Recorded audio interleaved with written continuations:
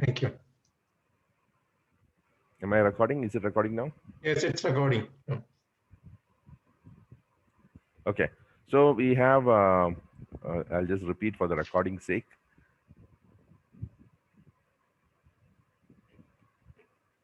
Having a little problem with my.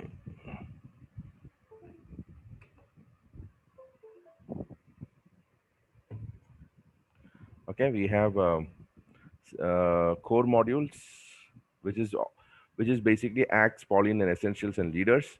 Then we have which we started off with acts. We have map, which is basically an assessment, self-assessment. They will guide you through to assessing your how God has hardwired you. In that, we have intro step one, which is writing your 20 assessments achievement summaries.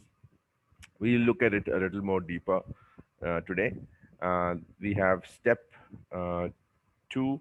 Step one is 20 achievement summaries. Step two is expanding 8 of those achievement summaries. Okay.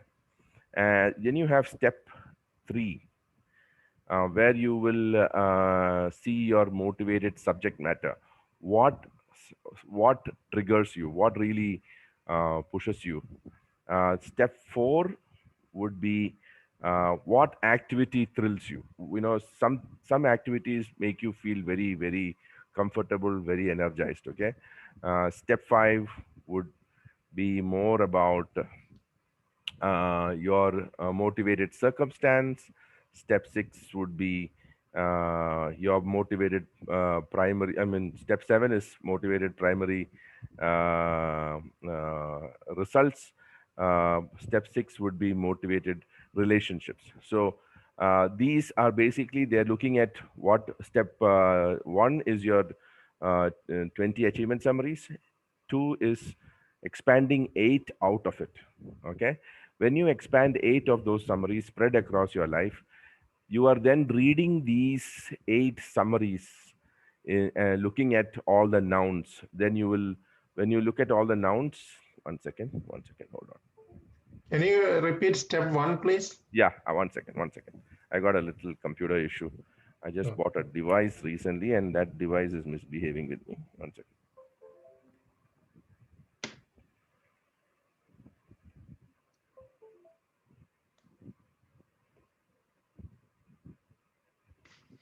Okay. Yeah, step one is looking at your life, finding out 20 achievements that you did. Now, let me explain to you what those 20 achievements are. Um, these could be like, you know, in fifth standard, I played marbles in championship and I won. So that's it. I mean, you're not writing any major achievements that you're talking about in terms of how we look at achievements. Their criteria is very simple: what you did yourself, what you did, what you liked, and what you did well. So these three things you have to see. Did you enjoy it? Did you do you think you did it well? And this must be done by you. It should be an activity that you led or you did.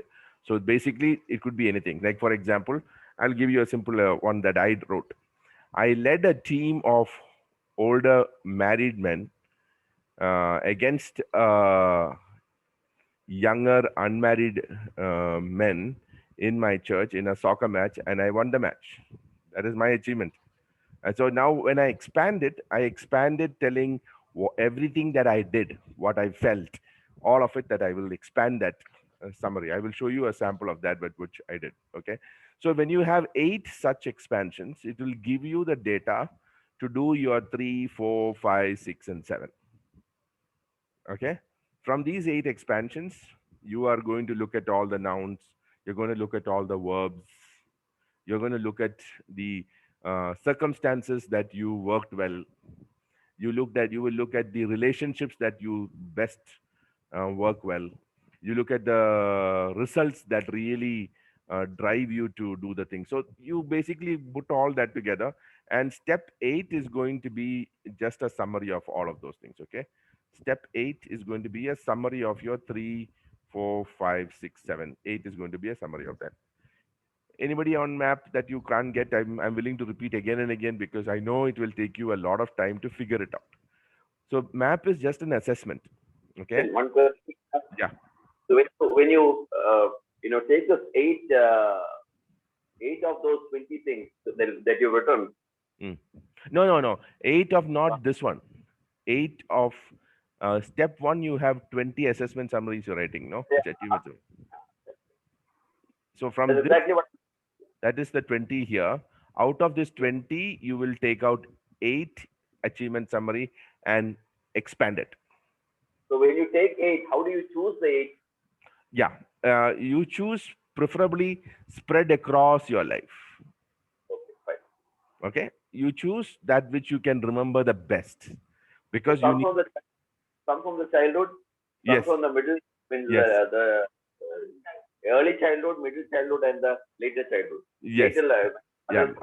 Early childhood or childhood, early adulthood, middle adulthood, and late adulthood. You can divide it the way you feel comfortable. That doesn't affect the assessment.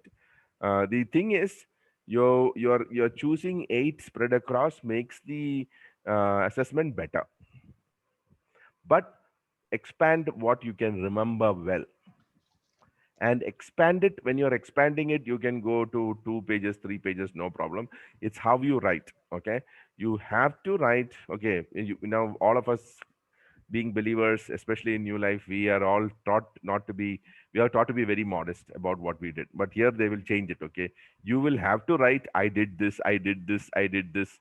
Then only the whole thing comes out. Okay, so you have to say, I led this team, I worked with this team, this is, I felt like this, therefore I did this. Like it goes like that. Okay, you can't say, pastor told me, so I did. That doesn't work because then pastor is the one who is leading. You have to tell what you did, what you felt, what you thought, and expand it sufficiently well. And the expansion is very easy. In the worksheet, they give you the questions to work with. Okay, I'll go to that. I will show you the worksheet and then we will work again with all this. So let me come to the next one. The next one is uh, life, life to the power n. Okay, this is another assessment. I think for this we have the book. You should have a copy of this, or I given you the soft copy of this.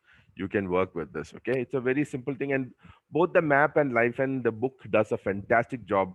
Gives you examples of Jeff Reed, the founder of Build, his life and how it was done and how he did it. Okay, so all of those things are there in the book. You have to follow this very simply, but I will give you. First is your intro,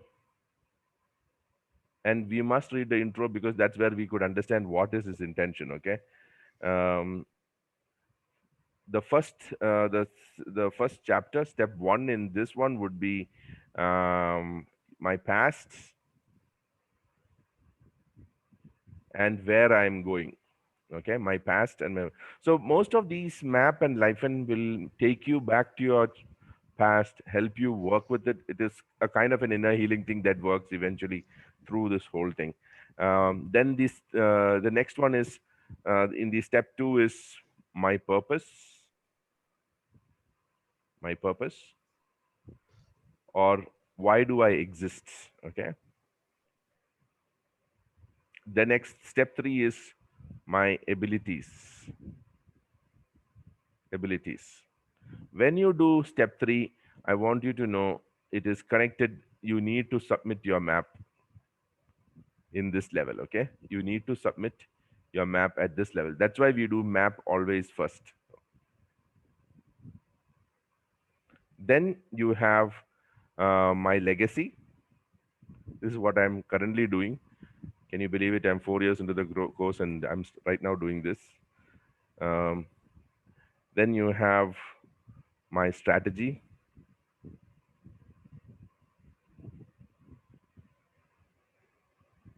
You have my habits.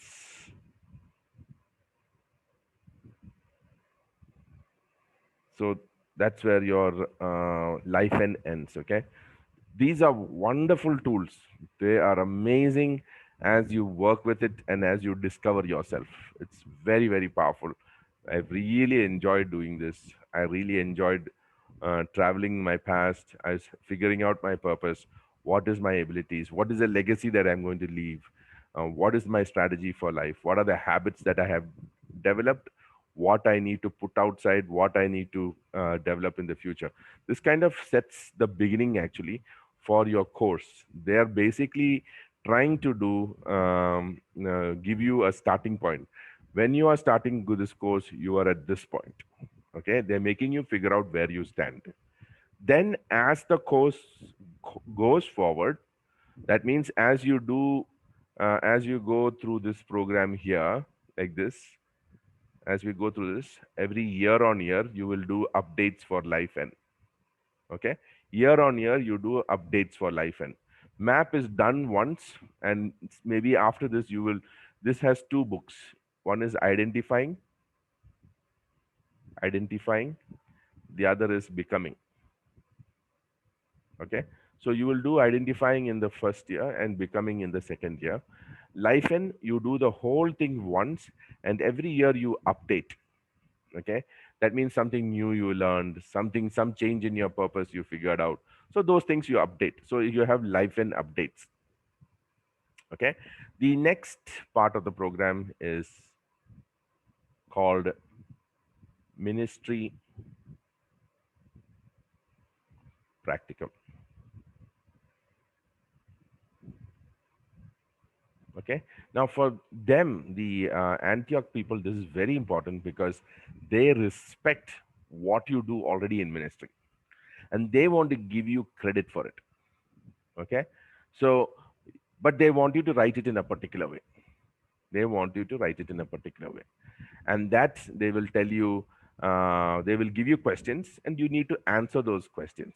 And when you answer those questions, this comes out very well. For example, what did you do? The first question in my ministry practice is, what did you do? Now, for example, during the COVID lockdown, my senior pastor Sam asked me to organize the Mission Sunday on a grand scale, where the entire network of churches, individual members can participate on a single platform.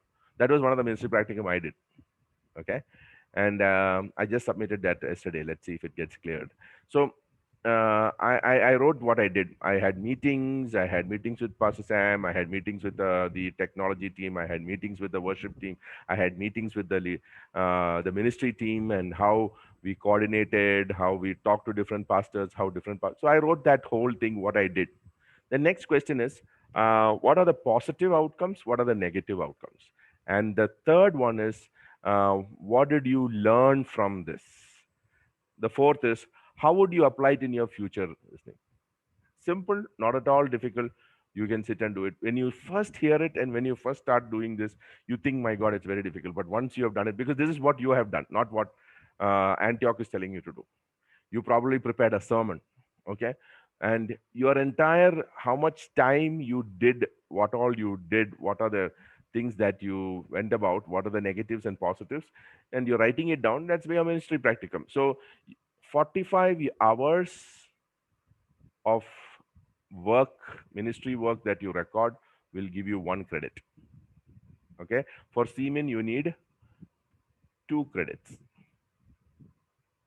2 credits. You can write a single ministry practicum up to 135 hours, and you will get both in one shot. You can get, okay, both credits in one single practicum, or you are writing it in two. I wrote 2 of them. My first practicum that I wrote was, when lockdown came, how I converted all my 7 churches online. So how I had to work with the leaders, how to, they had mental blocks, how I spoke to them, how I spent time with them, how we rehearsed, how we did it in a particular. So that was my first one.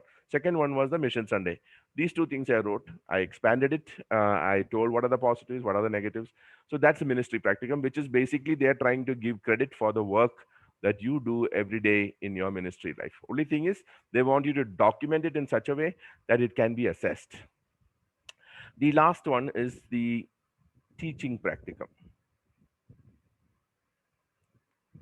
Sorry.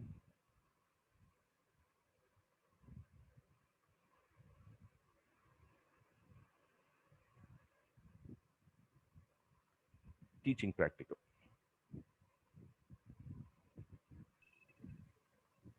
So the ministry practicum you said for Seaman it is 2 credits, right? So for MN is 2 it credits. 3 credits?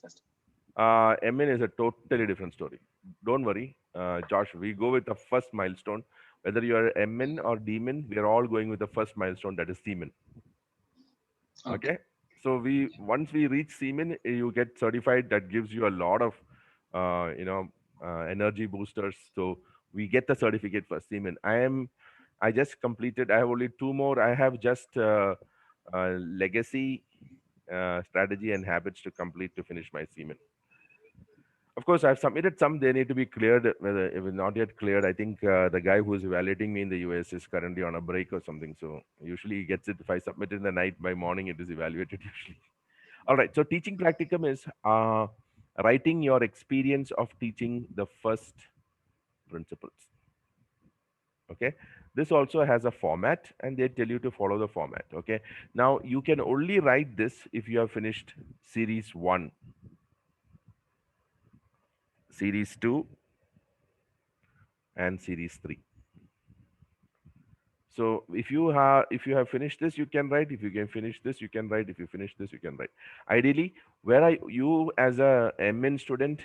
You as an MN student. By the way, teaching practicum is only for MN students. Okay, I'm not. This is not there for Seaman. Okay, Seaman stops with this. For those who are doing MN, they need to be teaching first principles to your community of people, preferably your own church. Okay, so you teach first principles, and then you write that this is how you taught.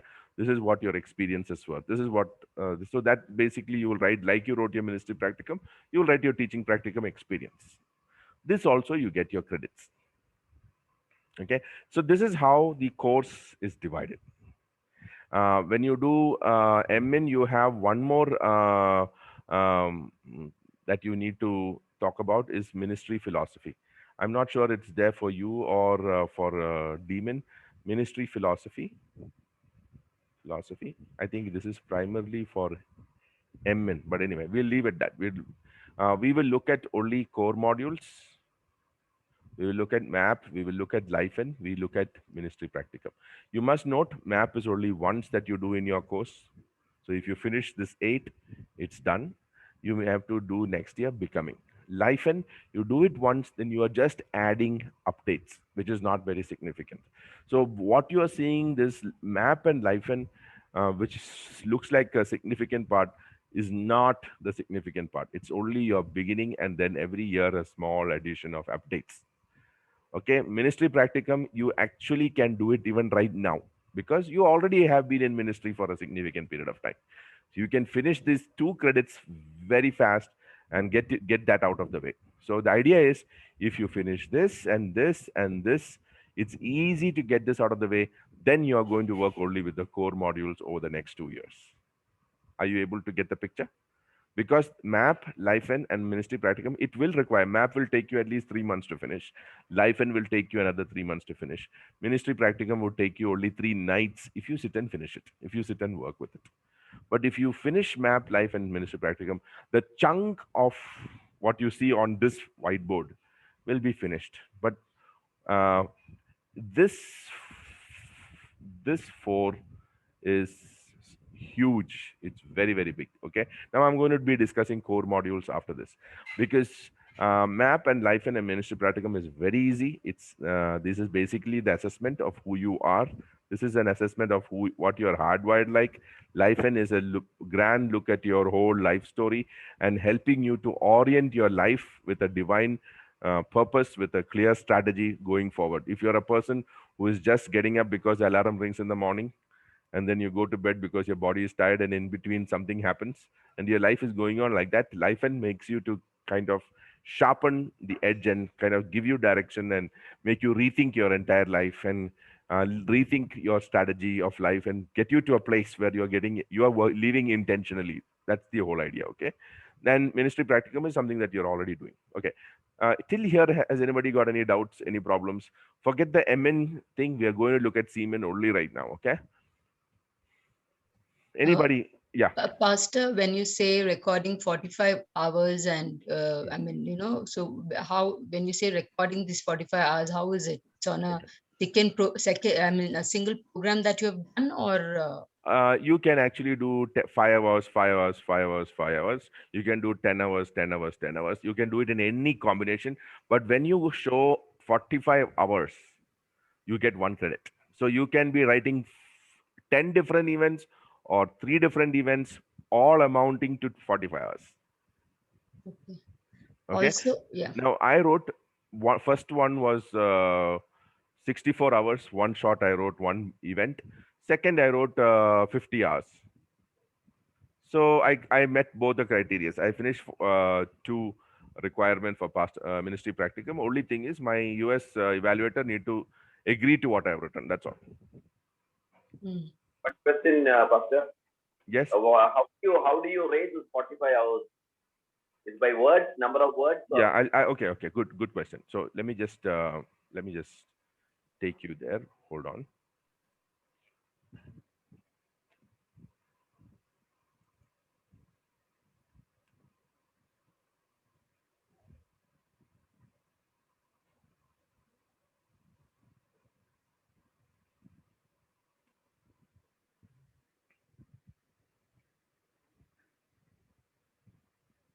Now this is the advantage I didn't have. Nobody was there to show what it was like. Okay, so I recorded this in last November. Okay, ministry practicum, shifting the ministry online, changing the ministry paradigm. Experience with COVID-19 lockdown response, gathering as a physical church was not possible. It was in fact illegal. I had to get the entire network of 5 churches in Bangalore city that are planted and pioneered by me, namely New Life Fellowship, Bangalore Information Technology, to move online. For this, I had to work with my pastoral leaders from all my churches to convince, guide, and train them to do the online ministry. I had to have several leadership meetings, personal one to one sessions, training sessions, and take sessions myself to see that the entire ministry would move online and stay online till things change. This took a weekly time of 4 hours for 16 weeks. This happened between March 20th till 30th of September. We had several leadership meeting sessions where I addressed the need to move online, also the impact of ministry if we do not. We had several sessions on technology adoption, discussions, the theological issues, and finally actual implementation in Sunday church service and midweek meetings. We discussed the benefits of online meeting versus meeting physically. As my pastors were not confident, I got the churches to have a combined service that I personally handled. Reflective observations. The whole process that I used for shifting ministry online had many positives and negatives. Then I worked with all the positives. There was a lot of group interactions among leaders to deal with the impending problems of going online. Relationships developed. I'd organized several meetings online where leaders came together to negotiate the situation. The preparation for the shift brought about deeper fellowship due to consistent interactions and the backdrop of the unpredictability of the situation all over the world. Lots of new ideas came up in terms of the scope of ministry online due to deep interactions across leadership teams and wider participation. A lot of new ministry ideas developed. A lot of new leaders got activated to participate. New members in the leadership teams of the different churches got active, especially the younger tech savvy ones. This was especially possible because of the fact that most of the people were working from home and was available more to share ideas and thoughts. I was able to facilitate the sessions, encouraging more participation, able to get buy-in from most leaders. So like that, I wrote down all the positives. Then I wrote all the negatives. Traditional ideas of church services were strong among the older leaders and church members. I had a difficult time with older leaders who were not able to accept a virtual church service practically and theologically. It was almost blasphemous for them. They were not able to think beyond the physical service. So, like that, negative I started. Then I have to, from what I wrote, my experience, and from the positive and negatives, I have to draw some real learnings. Okay, so here I learned there is one learning is there is a need for people to express their thoughts about an issue. It is good to give them a platform to vent their ideas and letting them know that they are being heard. This increases trust between the team members and more collaboration is facilitated. So that was a learning that I got. Then, like that, all the learnings I documented, and then finally, anticipation of future experience. How my learnings I will apply it in the future. If I have to repeat something like this again, What are the things that I will learn? In a time of crisis, I need to keep in mind that the crisis itself changes the way people think and interact. So I need to keep this in mind. This is my learning from this experience. Then last, hours spent in the experience. Total of 4 hours per week for 16 weeks, 64 hours. This included the discussion time, trial sessions, and the actual service done from March 20th to September 30th. So I've given also how I calculated the time. So was that making sense? Was that difficult? I mean, most of you pastors would have done 10 times 100 things that you would have done. Only thing is, you need to take one of those instances. For example, let's say Pastor Joseph had an event organized for all the pastors of Kerala. So pastor can document it, his preparation, what all he did, the actual 2-day event, what all happened, how he went about doing that. He needs to document it. So first is the experience of what you did, when you did it, how you did it. Then the positives and negatives that so you're reflecting on the event and saying your positives and negatives. Then you're thinking conceptualization of learning. What did you learn from this, and how would you apply it in the future if you had a similar situation? Is that difficult? Is that difficult? And by the way, nobody can tell you are wrong, because that was your life. How you wrote it, they can tell whether you meet the criteria or not. But what you write, no one can judge. No one can judge it. This is unique to you. So I'll take questions. So Sibi has just put something. 1 second. Let me just read that. Oh, Sibi has written something and deleted also. Sorry. Sibi, you want to ask that question? I can address it so it'll learn for everyone. Not related to this actually. Okay. So anybody questions? Because ministry practicum, you can write it today actually. You don't have to write. And as you do this, it really kind of helps you look at each ministry event that you did and your evaluation of it. They have a question. Yeah. Is 45 minutes one event, or can we have several events? You can have several events. But when you have done up to 45, it will credit as one credit. Most of you would have done 45 in one, but we are not thinking about it. Now, I did only that. I coordinated that 2 hours Mission Sunday on August 30th last year. But the amount of time I spent preparing for it, only I know. The kind of meetings I had and the coordination I had. So it came to about 50 hours for me. But we are not trained to think of all that what we did. So here you will think through whatever you did. So most of the pastors here are also very senior. So you would have done big events. You just need to tell how you went about doing it. It's very simple. And the thing with mass ministry practicum is, if you sit with it, finish it, and only get up. It will take you about 2 hours because of the thinking time. Okay, you will write and edit like that. So in about 2 hours to 3 hours, you can finish off one ministry practicum easily. And that would immediately get you 1 credit into the course. Okay, so let me come back to this picture. Are things a little more clearer than last time? Yes, Pastor. Definitely. Yes. Yeah. Definitely much more clearer now. Okay, so now it is clear for you because you all attempted to write map and attempted to read a little bit of Acts. So it is forming in your mind how to go. So what do we need to do first? Finish your map. Why? Because in your life end, you need to get your map in this level. Okay, when you do this level, your map has to come in here. So you need to do your map first as the exercise in your assessment part. Once you finish your map, you can start doing your life end. By the way, those who are interested to take both together can do your intro, your past, your purpose, and your abilities, and keep it ready. And when it comes to your abilities, you can put your map in and then finish off your this thing. So if you want to run both together, just for change, you don't want to be immersed in one single thing all the time, you can do your map and life in together. Okay. You did a little bit of reading of intro, you did a little bit of reading here, you did your step 1, you did your step 2, you did your all of these are competencies by itself. Okay, there are 2 competencies here. So if you submit your intro, my past and my purpose, if you submit this and your timeline, you get 2 credits. 2 competencies get cleared. Okay, if you submit your step 1 and your step 2, you get 2 competencies cleared. If you submit these 2, you get your 2 competencies cleared. You understood what I'm trying to say? So all of these are work that is getting credits for you. So once you reach here, you will stop. Then you will have to finish this. After you submit, after you get 8, your final all summary of your motivated abilities pattern, then with that you actually write your my abilities. Then you finish off the entire thing. With you, if you finish off with your map and life and ministry practicum, you finished a significant part of your program, which you can finish in the first 3 months. You will finish off all these things. You will even upload it to your, by the time your cloud access will come, you will upload it to your cloud. You will start getting your green ticks. It will be very exciting. You will really feel good. Now what I'm going to talk to you about is the core modules and how it is laid out. Okay. So you need to have this picture first. 1 second. Let me just take this.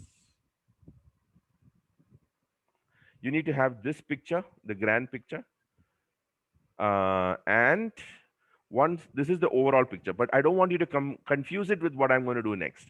What I'm going to do right now is primarily going to show you how this works, which is the core of it all. Okay. I'm going to now only look at this. This is the broad picture of the program. I'm going to now work with only this. I'm going to clear this whiteboard off. If you want a screenshot of this, you can take it. Otherwise, I will post this as a picture in the chat after the program is over. So I'm saving it. I'm clearing it. Okay. Now we are going to look at the core modules. Master, the emphasis option is basically either we can choose ministry practicum or teaching practicum, right? No. The MN people only talk about teaching practicum. I think you are in the MN. So yeah, teaching practicum is something that you can only think about once you've finished teaching series 1 to somebody. Okay. So teaching practicum, you leave it for time being. Okay. Work with your ministry practicum, which is very easy for you. Again, Subhash, you have been in ministry doing 1.5 years last time. You have organized different events. Take one of those events, write down as per the worksheet that is there for you, or the template that is there. I will send you the template. You can just write it and finish it off in one shot. You just saw what I did. It's a simple thing, just documenting what you did. Okay. So leave the teaching practicum right now, but because you have to go through the process of teaching some group, of course you can do that. You can collect the 4 students that you shared the gospel with in the international students category and teach them this series 1. That's enough. That fulfills the criteria. And then you tell how your teaching experience was for one of those classes.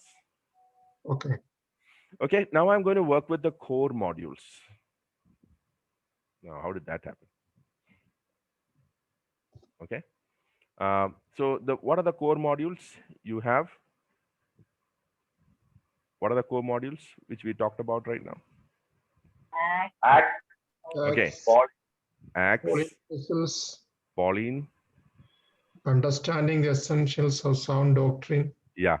Essentials of sound doctrine. And leaders. And the early church. Of the early church. Okay. This is your core modules. Now I'm going to take Acts, the first module, and all modules are designed the same way. Okay. So if I explain to you Acts, you will understand everything in one shot. Okay. So Acts has divided into Unit 1, Unit 2. You see that demon coming into my device?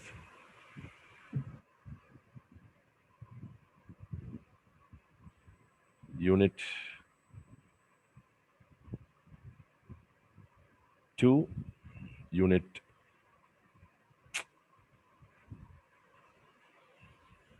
can never figure out why that does this. Unit 3, Unit 4, and Unit 5. Okay. There are 5 units in this. Now, where do you see this? I send you a document. If you check your documents, acts. Can you check your WhatsApp right now? There is something that I sent it to you. I will just pull it up and throw it again on top so that you are able to get the picture. And you all can open that document. 1 second. Actually, before I forget, the life and document is not sent in that earlier attachments. No. I have not sent it because I would confuse you. Already, I confused you all a lot. So I decided I will send it to you today after the meeting is over, and I'm going to send it as email so that you are able to. Okay. Okay. Now I'm going to forward this on to the top of your chat group so that you understand what I'm talking about. If you open the chat, you should see it.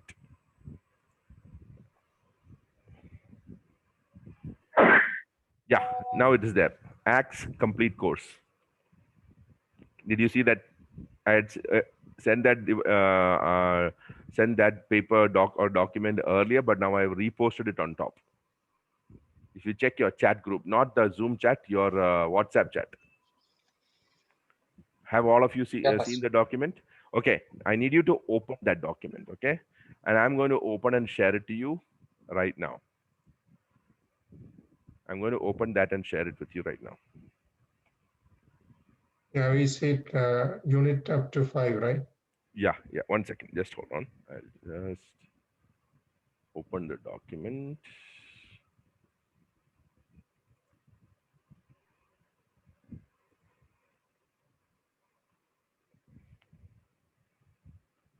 So with this, you will also understand a lot of things. With this document really helps you to figure out the core modules. By the way, these are all very simple things, not complex. You will figure it out a little time, okay? So what this document that we are going to see is basically helping you to see the core modules. And the first is Axe, and it's called Axe. Can you all see this document that I'm showing now? Are you all able to see this? Yes, yes. Okay. Axe keys to establishment of expansion of the first century. Before you do this, start off with the module, you need to read through this, okay? This is compiled by Jeff Reed, and the other scholars are Walter Kaiser and Ted Ward, and all top guys Jeff has used to help develop this module, okay? LearnCorp is Jeff Reed's organization. If you read his story in MAP, you will see that. Okay, so table of contents, what all is there? So you have preface, explanation of course design, integrating this course with build curriculum, and sections, introduction. Unit 1, keys from Axe. And week 1, we have introduction to class. Week 2, issue 1, drawing principles from Axe for the 21st century.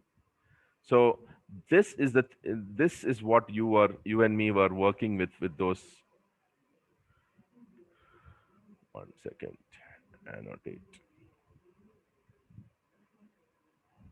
Okay. This is the articles that we read. The articles that we read is from this issue. Drawing principles from Axe for 21st century. So you read Gene Getz and you read Gordon Fee because they were explaining to you how to read Axe and what you can draw from Axe. Okay. So this is unit 1. You have unit 2, unit 3, 4, 5. Okay. Can you see the 5 units that we are going to work with? And each unit you can see has issues underneath. So unit 2 has issue 1 and issue 2. Unit 3 has issue 1, issue 2, issue 3. Now each issues has articles that you have to read. Okay. Now in issue 1 of unit 1, you read 2 articles. Everybody getting this? Is it confusing? I can do it again for you. I think clear now. Yeah. So ACTS is the first course out of your core modules. We're doing ACTS. ACTS has 5 units, which you can see. Now take unit 1. There is an introduction because you have to be and having an orientation. Week 2 you will do. They're given the how you divide it in weeks also. Okay. Week 2 you will do issue 1, drawing the principles from ACTS for 21st century. You had 2 articles under that. I'm going to show you that also. Okay. I'll show you another document which shows you exactly these things. Okay. Let me just clear all drawings and stop and reshare, otherwise it won't help me to.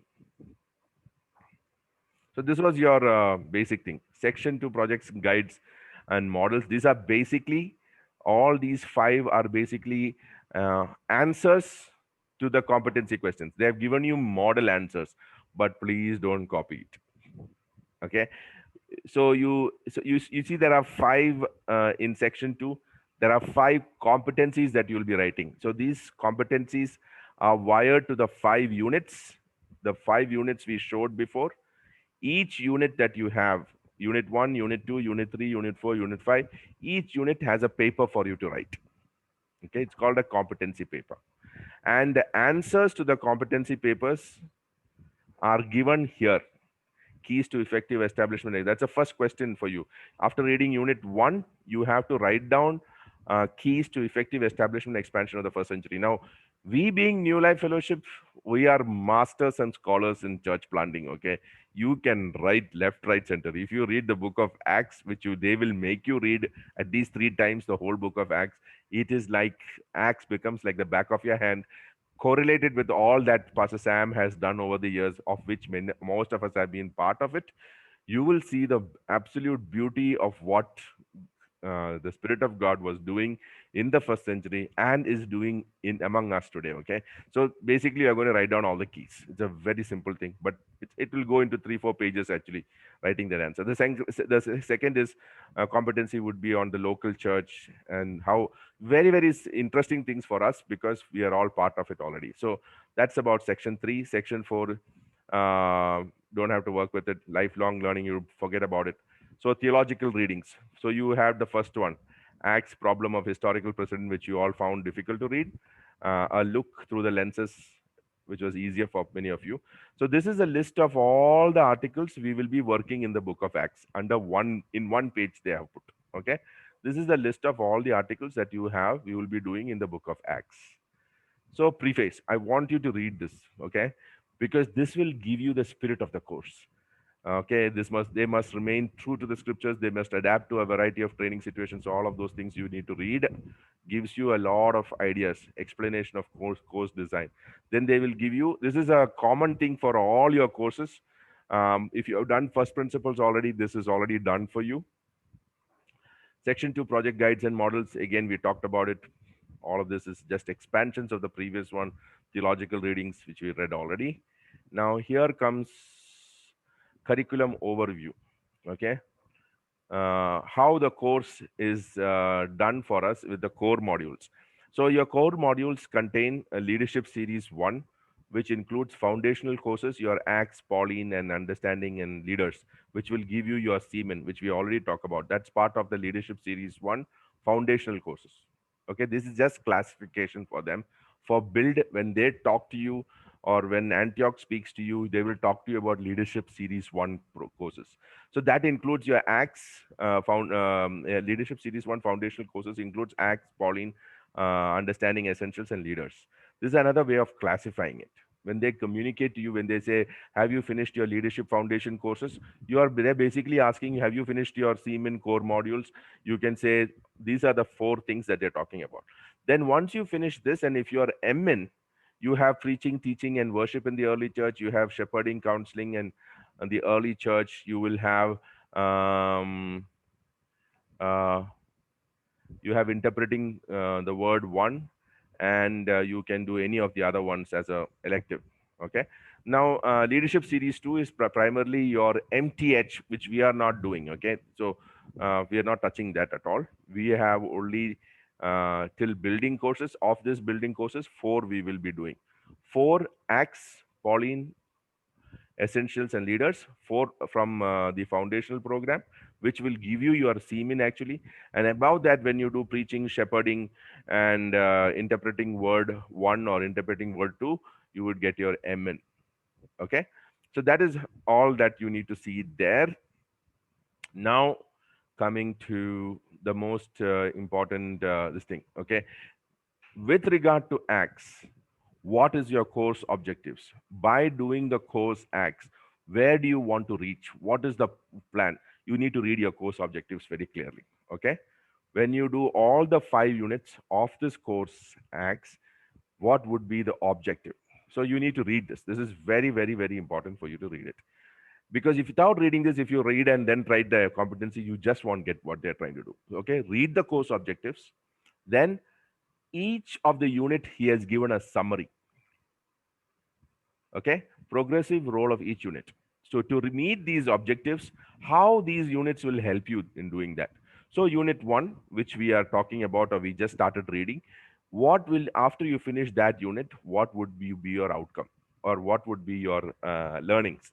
So he has given you a summary of all the 5 units.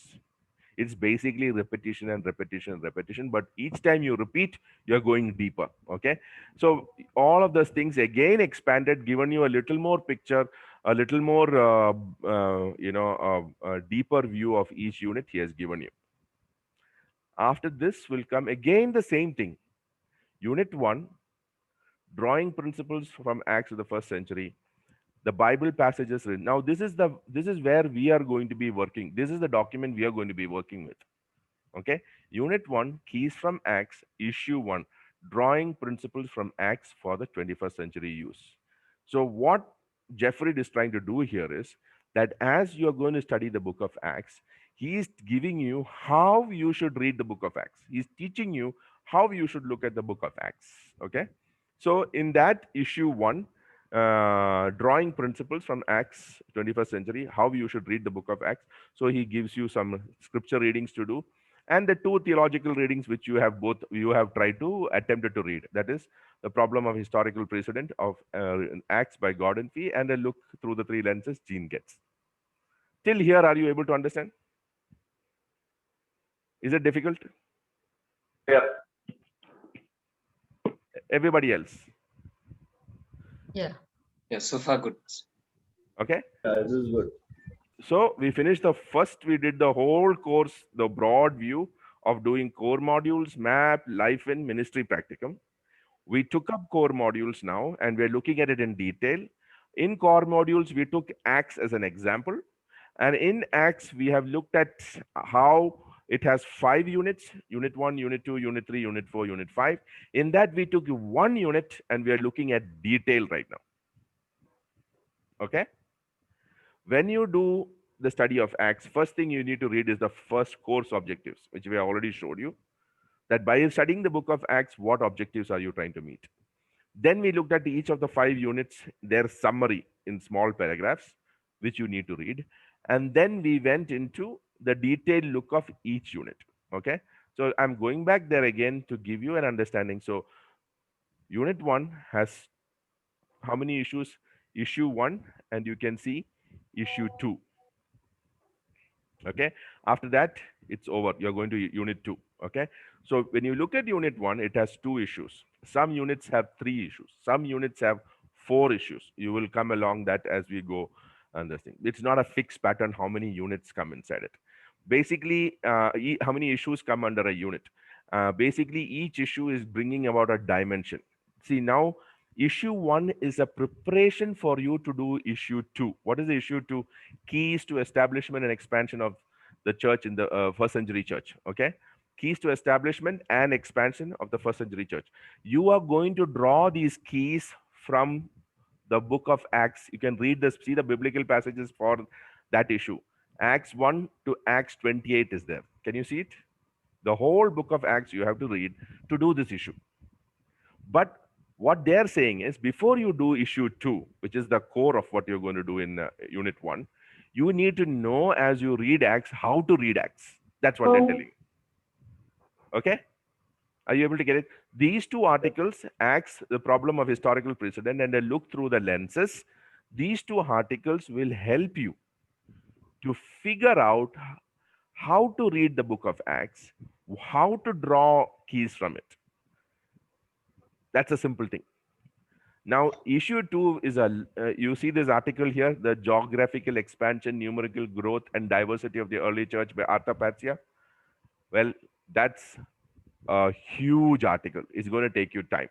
But for most of us here who are in planting churches, it's like an exciting adventure journey. The article can also be a little shaky because he's a theologian working from an historical background, and he will show many things like why Luke wrote like this, what is the possible intent. He will look at the literature that was already there, the writing styles already prevalent during Luke's time, and how Luke used that same, because Luke was a Gentile. So he used the way of writing at that time. There was exaggeration in it. But you don't need to get shaken in your faith. My God, there were not 3,000 people saved. No, that's not the issue. We will look at it, and he will write, Arthapatsia will write a lot of things, but it will help you to see the book of Acts in the light of how it was at that time. Okay, so you write that. So now let me go back to Unit 1. Unit 1, Issue 1. In Issue 1, we are drawing principles from Acts for the 21st century use. We have these Bible passages to read. We have the theological readings to do. So reading the Bible passages and reading the articles, you have to do before we come to the session. Okay. Pastor, where is his theological readings? Is it also in the same document or? Yeah, can you see what I'm showing now? Yeah, I see that titles, but where is it?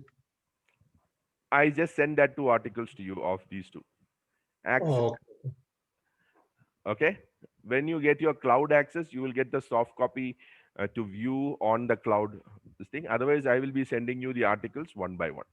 Oh, got it. Okay. Okay. I'm not sending you all the articles because I sent 2 articles itself. It was very confusing. So I just will send you issue by issue. I will send you articles, print it out and read it. I have the book with me. For those who are in India, I can send you the book.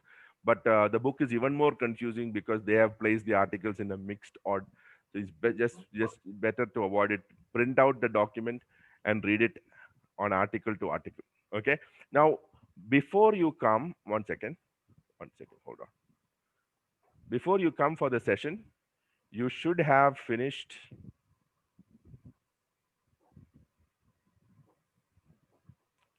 Now, what did I do?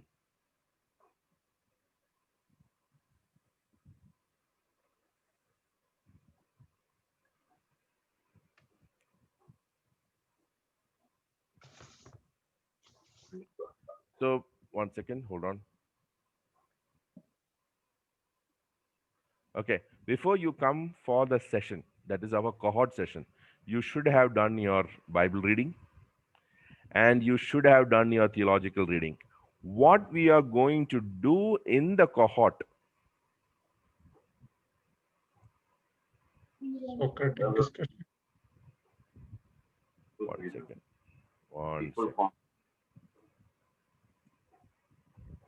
What we are going to do in the cohort is the Socratic discussion.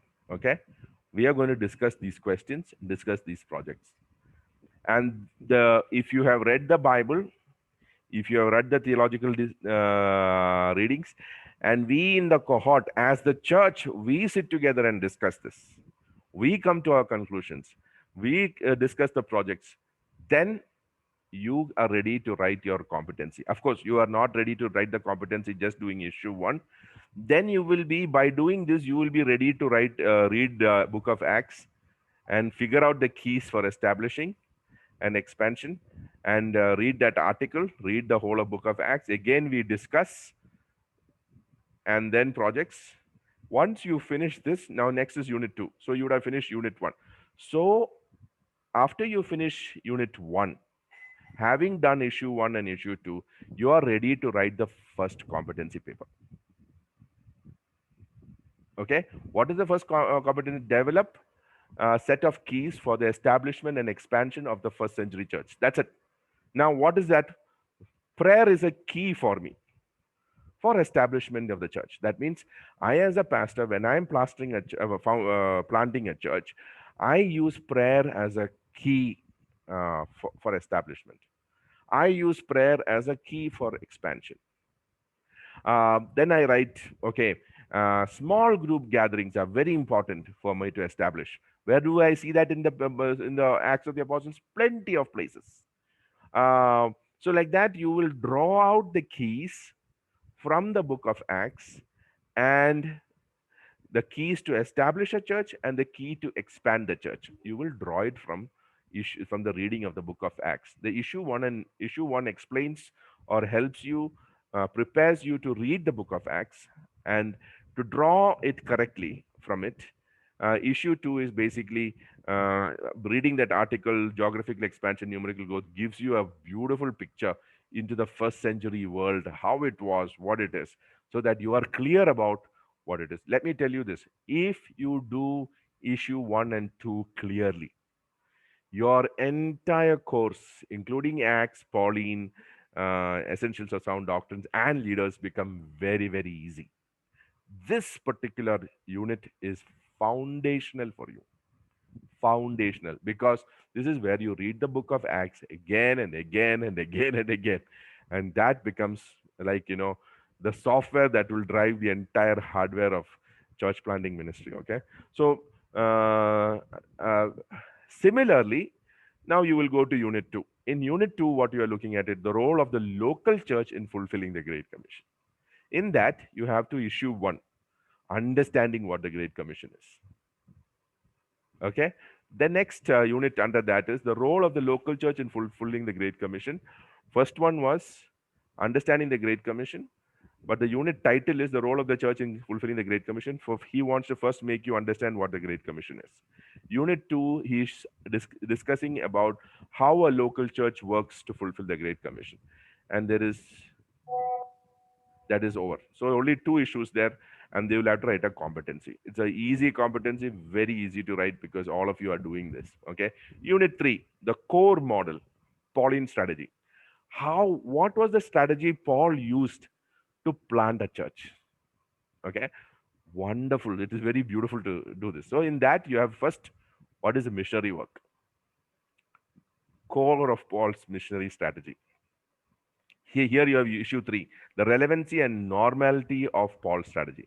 Now, this relevancy and normality, you will understand if you read the first 2 articles which I gave you, Gene Getz and Gordon Fee. The word normality and all, you will understand them. Okay. So you see, unit 3 is over. Then unit 4, networking, organizations, and the local church. That means, how do you network with parachurch organizations? How do you network with missionary organizations to bring about church planting? So, authority of parachurch, issue 1, authority of parachurch organization. Issue 2, relationship of a local church to parachurch organization. Then that is over. So you'll write your competency on basically how the church relates and networks with other organizations to fulfill church planting. The role of parachurch you will be discussing in that. Unit 5, always in all your courses, the 5th unit is always a practical thing. Design a mission strategy for a local church. How would you design? If you have a local church that you planted and you establish, you are now going to design how that church will plant another church. That's it. By the 5th unit, you will be fully equipped with the knowledge of how to do it.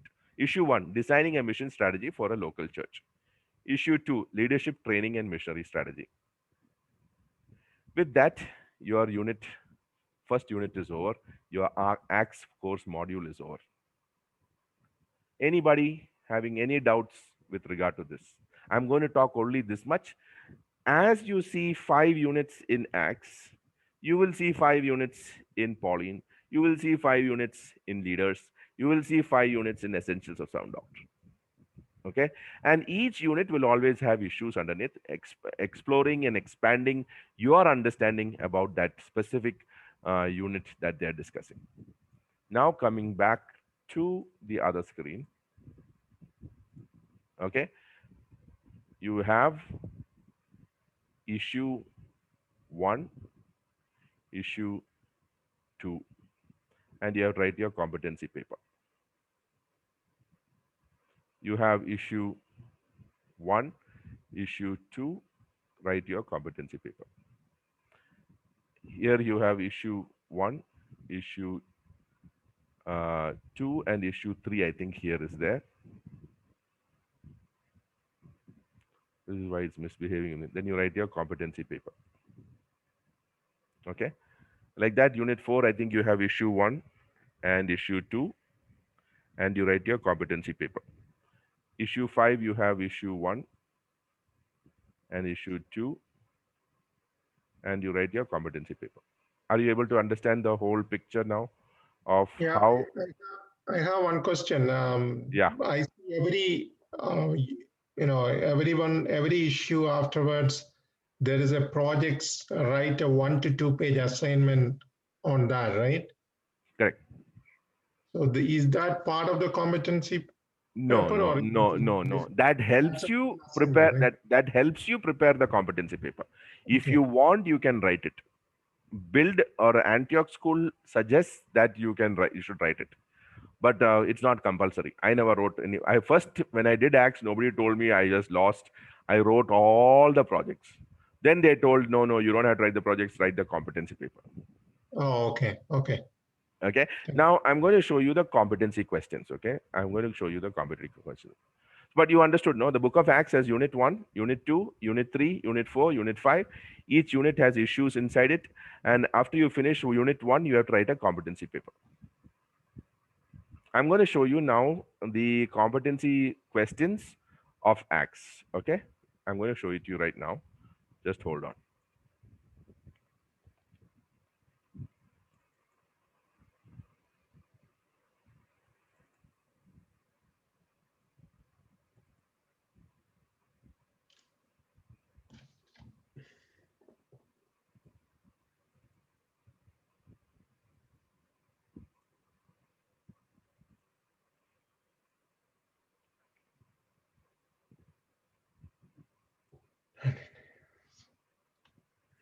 Okay. All of you would have got this document. I had posted it pretty early in the chat. Okay. But if you have not got it, I will send it to you today. You can ask me personally. I don't want to confuse on the chat. If you ask me personally, I will send it to you again. It is downloadable from the Antioch School site. Okay. So portfolio transcript, your entire MIN. This is the MIN transcript. This is about everything that you will do.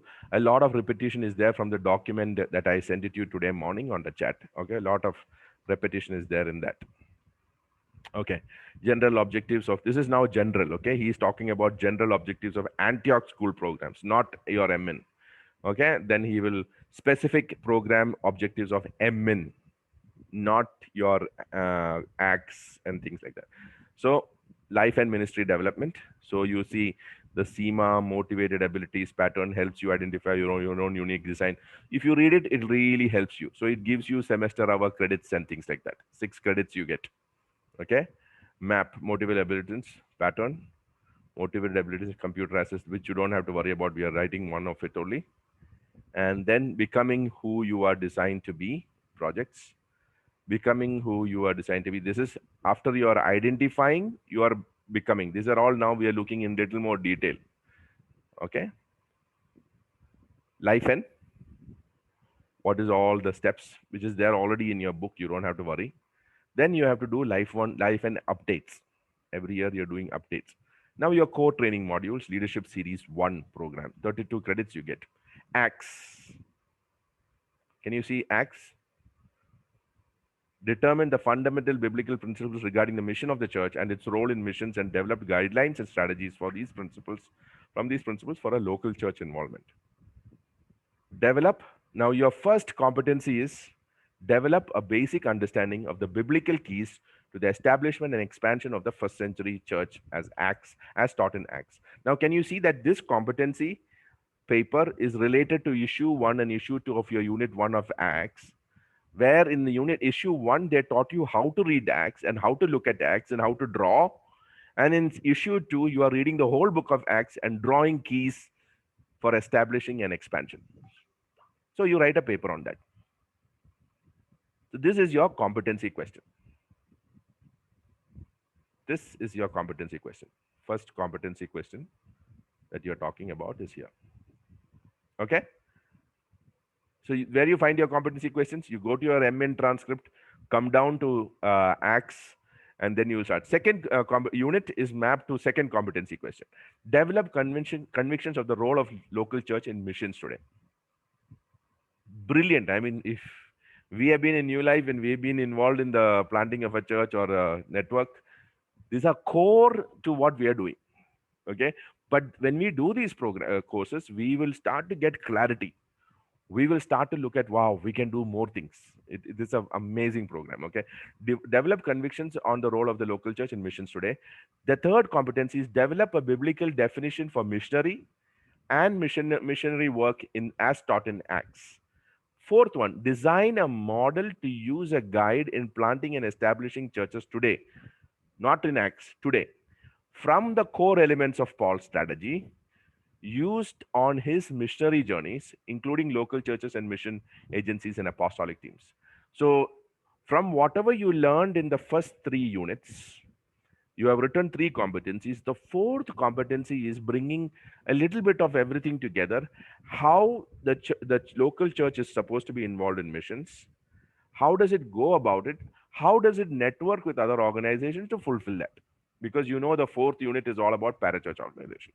Here your question is also, competency question is how are you going to do the missionary activity, which is planting of churches by the local church, by sending out missionaries. And suppose the missionary needs cultural training because he's going to be involved or going to plant a church in a new culture, then you need training. But you, as a church, you may not be competent to do that. So there may be an organization that will help you with training in that. So how do you network with parachurch organizations or mission organizations, or maybe you are going to a new tribal community to plant a church?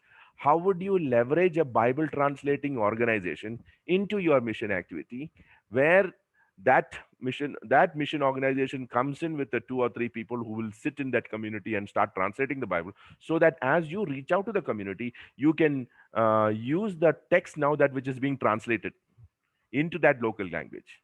So that's how you do. That's basically giving you are designing that model. Okay, you're designing that model according to your context and how you are planting churches. Then the last one is the mother of all designs. Okay, design a set of guidelines that could be used for a mission program. So one, you are designing these guidelines based on your previous 4 competency reading, from your experience of what you've done so far. You are designing a set of guidelines. Tomorrow, even if you have to teach someone, you just take this and show this is how you would do. These are the guidelines for developing a mission program. You're a local church and you want to have a mission program. You have designed the guidelines based on the reading of the book of Acts, how the mission would work. Anywhere as that is aligned with an advanced understanding of the biblical keys, your competency 1, including the role of local churches, competency 2, networking with other churches, competency number 4, and mission agencies. So you are combining all of it together and designing a model. By the way, Antioch expects you to write a paper for each of these competencies. The paper need not be academic in nature with all the bibliography and all of those things, but it is required that you have clarity. If you remember the document I showed you earlier last time, I will repeat that again.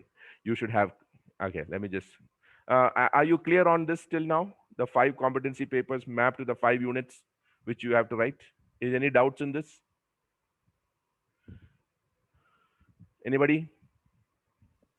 So this is the same competency paper which we discussed a few minutes back, right? When we were going unit by unit, it's the same thing. Correct. But this is the competency question you will have to attempt. Okay. These are the competency questions. 5 competency questions mapped to the 5 units of the book of Acts. Okay. So it says developed. It is actually develop a basic understanding. Developed means from their perspective, when you have finished the acts of this thing, you have developed a basic understanding. But the question is develop a basic understanding of the biblical keys. So you will have to, after finishing unit 1, you would need to attempt this first question. Have you developed a basic understanding of the biblical keys? So in your competency paper, you are displaying that competency, that you have developed that understanding by presenting all the keys. Okay, this is not academic, but you have to write it in your own words. Don't cut paste. And when you discuss or write it in your own words, you will have to tell where you got the idea from by telling, I got this idea from Gene Getz article. So you'll have to put up that detail. Okay, or you can put a number on top, and that at the end of your article, you can put up the bibliography of saying there are already 2 or 3 articles there. So you will go on using one of these numbers to write. Or if you have read something extra, if you have read from outside something, you can refer that also. But you should lavishly use verses, and every verse must be shown from where you picked it up. So chapters and verses should be mentioned. Okay, I will show you an example of my paper a little later. But when you write, or when you write this competency paper, the first one, map to your unit 1 of ACTS, you should have one thing specifically. One second, hold on.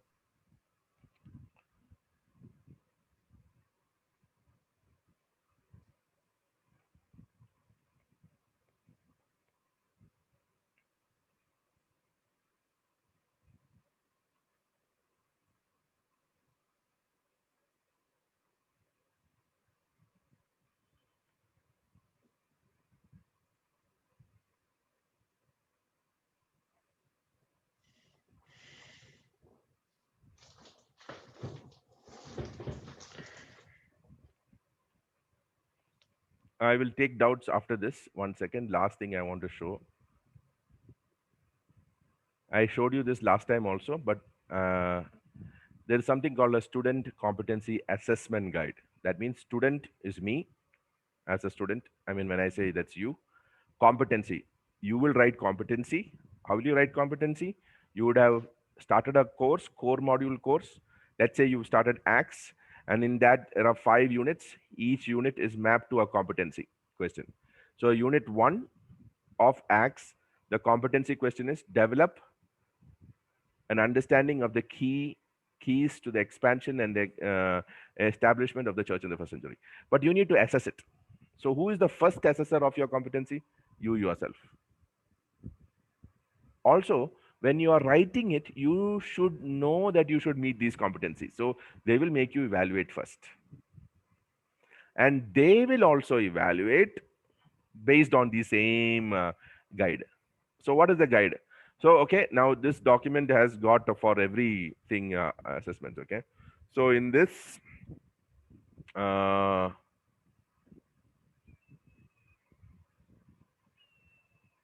me take you down to core modules.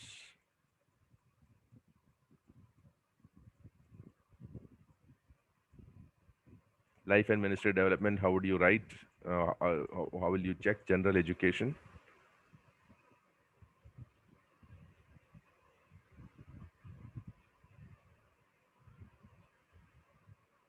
So they have a lot of courses. So everything is included here. Okay. So this is not for us. Okay. Leadership series. We are in page number 17, leadership series. This is bachelor level and master level must.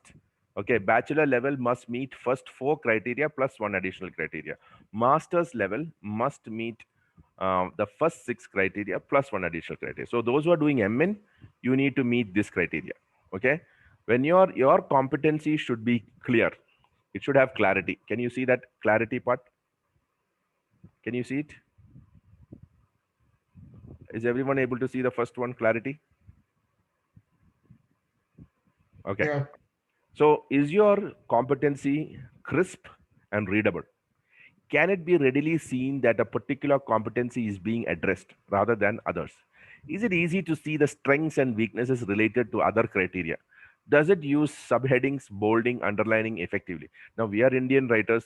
We have write Indian exams.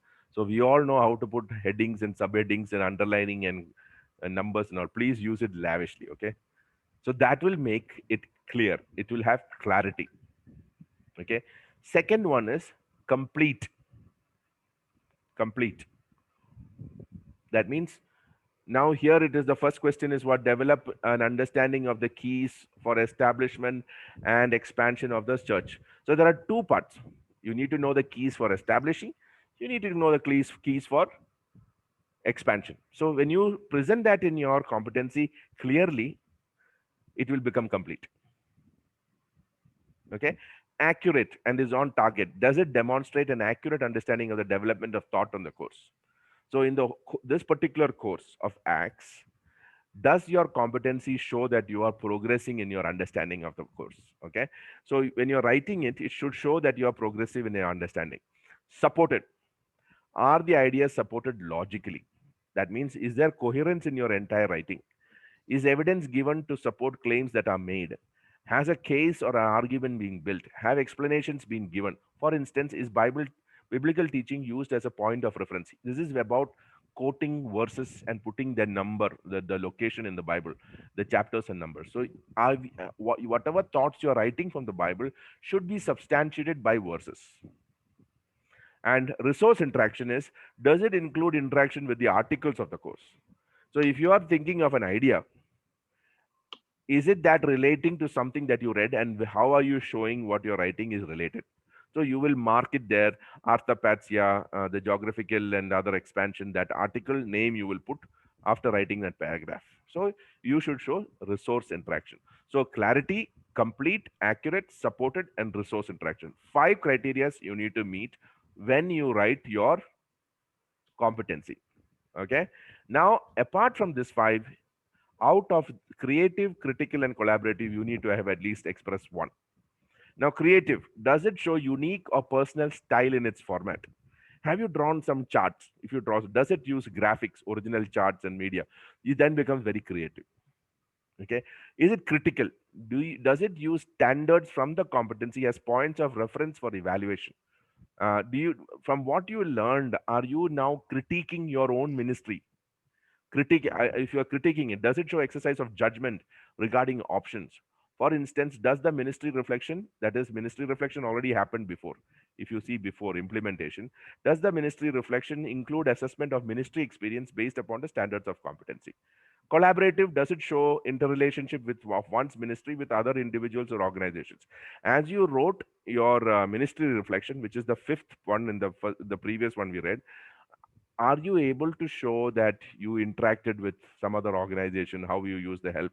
So it becomes collaborative. It is not about you sitting with another student and writing the comedy. That is not the collaborative is talking about. Has your ministry collaborated with anything, and did you present that in the competency? It will be collaborative. So when you write your competency, it should meet the first 5 criteria. What is that? It should be clear. It should be complete. It should be accurate. It should be supported. And it should have resource interaction. 5 compulsory one. And any of the 3, either it should be creative, it should be critical, or collaborative. One of them it should meet. Okay. Now, how does this look? How does it look on the dashboard? I'm going to show you that right now. Okay. Each of you will get a cloud access. So I'm going to show you how the cloud looks.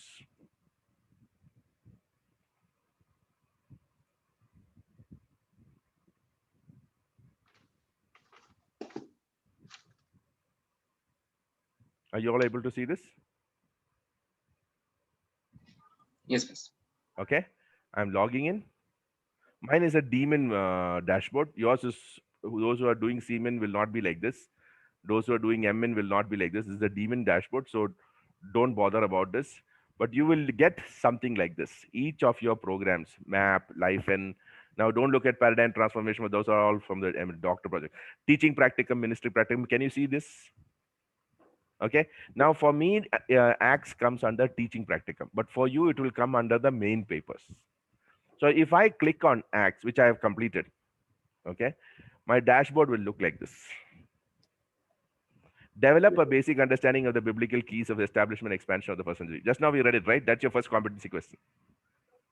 So you click on the artifact and you upload it onto this place, which will be now available to your certified leader and associate faculty to evaluate. Okay, so you can see I got 2 green ticks because I am the student and I am the certified leader myself, and my associate faculty is the US evaluator, has cleared it for me. So view assessment. What was the assessment done? So as a student, I evaluated my clarity, I was complete in all parts. I was accurate. I was supported. I used resource interaction. I used ministry reflection. So my associate faculty who evaluated me also seems to agree with me. Can you see it? And I assessed mine as a creative one. He assessed it as a critical one, but I met the criteria. So because I met the criteria, so there will be, some comment also given about by the evaluators. I will show you another one. I'll show you another one. Okay, I'm going to now show you one of the in the another cohort which I'm taking, how it looks like. Okay, just give me 1 minute. I will get there and show you.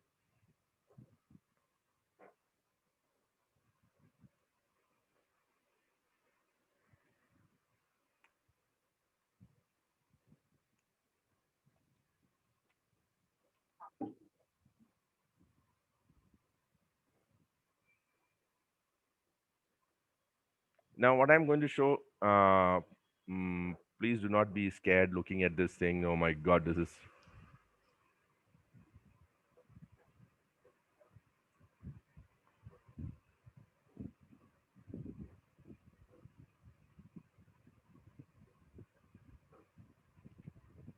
But I'm going to show you in the beginning, it will look like this. Okay.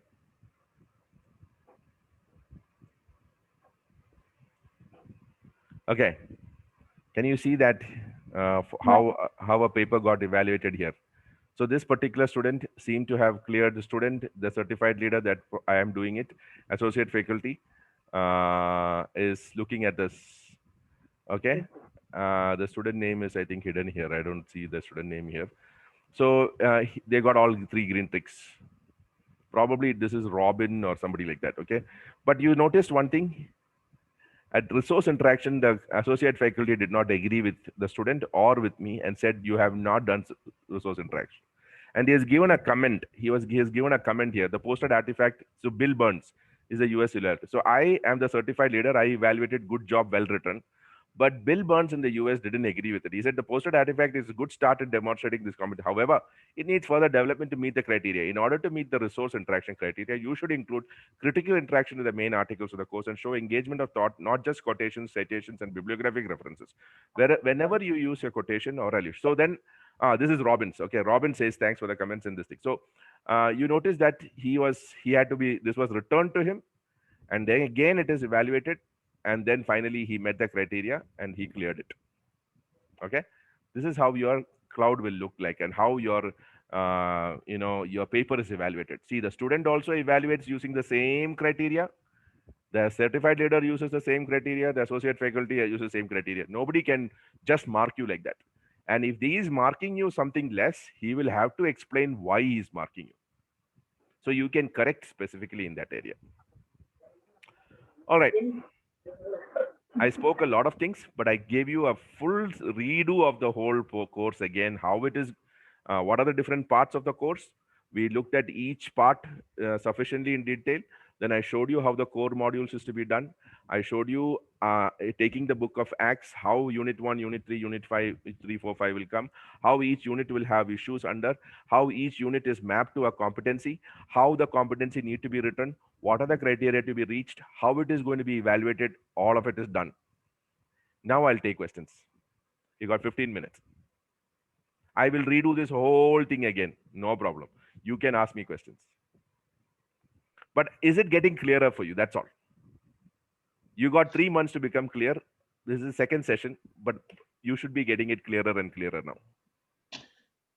So I have one question. This is primarily for the church establishment and church planting, right?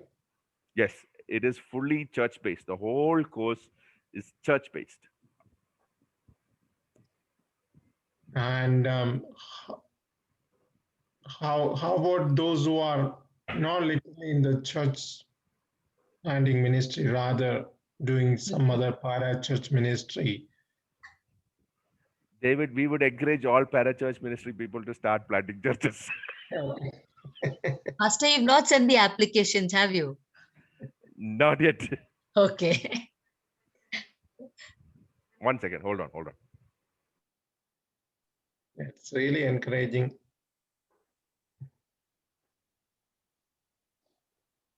My wife is just going in to present her thesis for finishing her master's in family life education. Her final paper presentation is going to happen. Okay. All right. Okay. So, Suma sister, don't get scared. Stay. So, because it's not that past time, I'm really wondering, do I fit in here? Because you're all are pastors who are into church planting and doing things. I'm just a layperson, a homemaker sitting at home who just wanted to do a course to understand the Bible and things better. So I don't think I really fit in here by the look of it.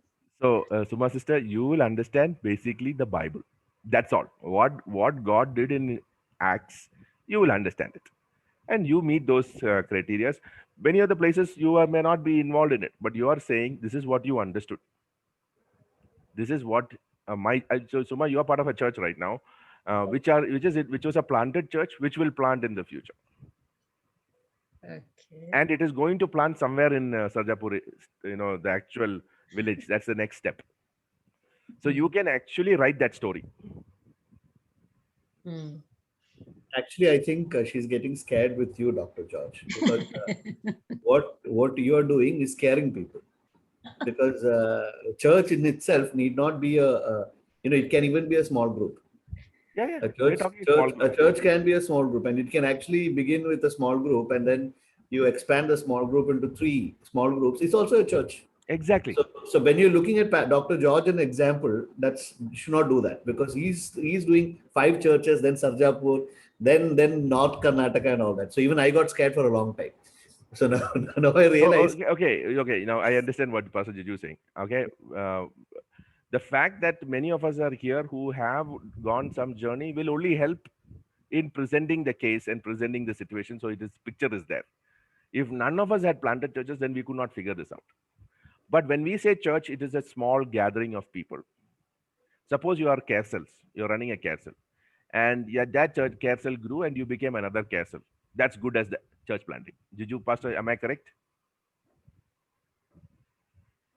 Yeah, that's exactly what it is. You don't have to look at how big and how this thing, because God considers even 2 people in your home as a church.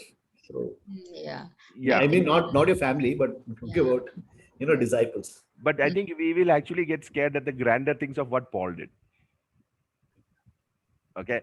So when Paul says in Romans 15 that I have finished my work from Jerusalem to Illyricum, and for me now there is no more place left.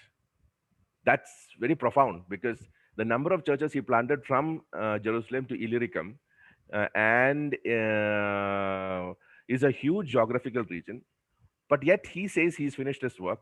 That means to say the church now is taking over the apostolic function in reaching out to that community. So I mean, the kind of learning that we will have over the next 2 years is phenomenal.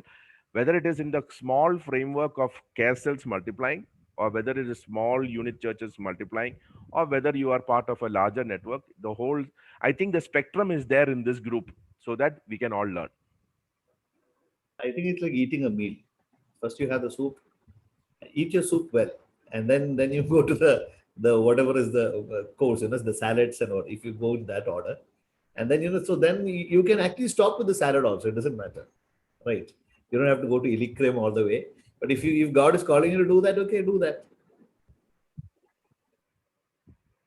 Yeah, one thing literally, it doesn't matter whether you are a pastor or whoever it is. This map itself, as I am understanding, will self-evaluation, which many of us never able to do it, and who we are and what our purpose is. That itself can impact within our wherever we are, like job or even within the family or the neighborhood or community where we are. And as Suma's sister, sometimes there is a saying like, when you pray, sometimes you may be the answer for the prayer. So, so I would say it's good for everyone. Even I may include my wife next time in the class, even though she's not taking it. For example, Suma sister, now you may not be actually planting a church, okay? But you have people with you in your company, in your church, who may be involved in it. But you cannot see the picture and you can step in and help them. That's all that is required. But you know the grand scheme of things, what God is doing. So Suma sister, I hope I have you are continuing with Yes, the program. yeah, yes, Pastor. It's just that sometimes I feel, we are in such a hurry to plant churches, we forget whether we are really impacting individuals or families, or are we really doing what we need to do. You see So now, Suma sister, you yeah. are now on the other side of church planting, the whole church planting, even in helping someone who crazy like me want to plant so many churches to slow down and say, hey, let's establish also. Good, that's part of church planting. Okay, we just nominated Subha sister as an excellent church planter. Okay, all right. Anybody else? Any thoughts? Any other comments? That as we go further, the whole thing after 2 classes, I think it's falling into places. The pieces are falling into places. But there are certain things, it's certain, because we went to the whole overview of the whole thing. Certain things is scary also, because we do not know what is that thing and the thing. There are so many things. Okay, Pastor. That is here. I'm able to give you confidence. Yeah, no problem. It's okay, because it's not a thing that it's slightly scary also, but at the same time, we think that over the time, when you talk about an evaluation thing and competency and all that, people think it's a big thing, but actually it's writing a piece of paper. But but over the time, I think we'll get over all that. What is the thing? What is the requirement that they have? Once you get into that slot, then I think it will be easy. So now all of you may be wondering what is this competency, and my God, this is something scary. Okay, I'm just going to show you my competency that I wrote for Unit 1. Can you see? Develop a basic understanding of the biblical keys to the establishment and expansion of this thing. Now, don't take screenshots of this, but I'm just going to show you to you, okay? How to use the keys. So I wrote an introduction. Can you see I wrote an introduction? And that introduction is in my own words after reading it. And I'm telling you, it is so easy to write. They are not expecting grammatical correctness. They're not expecting you to correct the spelling mistake. They're not bothered about it. Have you got a concept? Now, have you noticed I wrote something and I quoted Arthur G. Patsia in chapter 1, the geographical expansion. Do you see how I quote? That's called resource interaction. Are you able to see in the first paragraph something boldened? Yes. So I have referred to the article from where I took the idea. That's called resource interaction. Now, have you seen that I wrote introduction and underlined it? That's called clarity. Have you seen that I broke the keys documented in each phase of Luke has been drawn and listed below? I wrote phase 1. That is clarity. Key to establishment expansion. Both expansion and establishment keys are there in my phase 1. Phase 1 was the Jerusalem church. So I wrote down the commissioning by Jesus Christ. I bolded it. Clarity. I wrote down 3, 4, 5, 6, 7, 8, 9, 10, 11, 12, 13, 14, 15, 16, 17 keys in phase 1, which any of you reading that much passage can pull out easily more than 17 keys. You don't have to write 17 keys. You write 7 keys. No problem. Nobody is telling you that you should write so many keys. Okay. Phase 2, I wrote keys to establishment of the church in Judea and Samaria. So chapter 6, verse 8 to 9:31. And by the way, that and all is everything given in your article. Everything is there in Arthur Patsia's article. It is there in many parts, so that it's not easy for you. So for me, it's very easy for you. Keys to establishment and expansion of the church in Judea and Samaria. Persecution, the office of the evangelist, signs and wonders. These are my ideas that I picked it up as I read the text. And if you noticed, I've given verses to support it. Can you see the verses I've given to support it? And I highlighted the keys so that it becomes clear. Okay. So like that, I wrote phase 3, I wrote phase 4, I wrote phase 5, I wrote phase 6, I wrote phase personal ministry reflection. I have been a part of a church planting network. I was born again from the time I was born again. I wrote my ministry reflection in the context of my ministry. How I have understood what I did wrong in the past, or what I did correct in the past, what I think I should be doing now, and what I should do in future. That is basically the ministry reflection.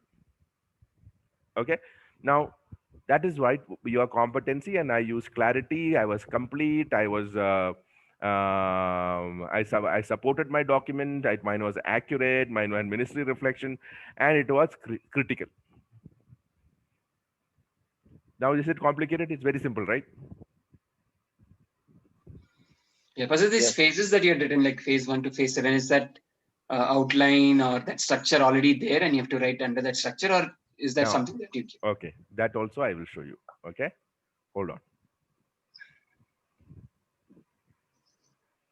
Just hold it. Huh? Yeah.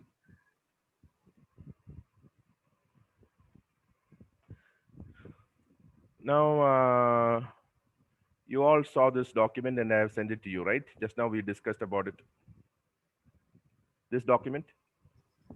Yeah. We just now discussed it. Unit Yes. 3. We were actually talking about Unit 1, which is what we are doing right now. Okay. The same document, if you come down, okay. 1 second, hold on. Okay.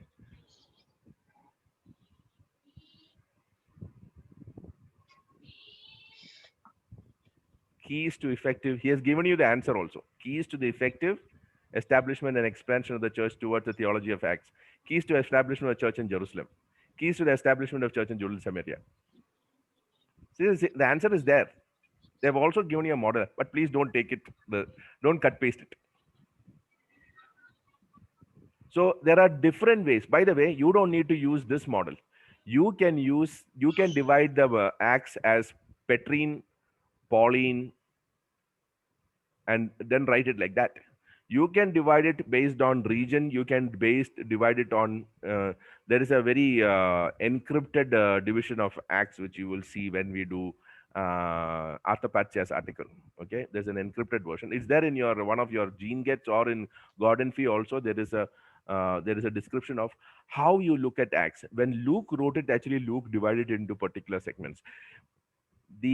Do you know which year that the original text of Acts did not have chapters and verses? You all know that, right? Yeah. It came in which century? I think we spoke last time. The verses and chapters came in which century? 11th or 12th.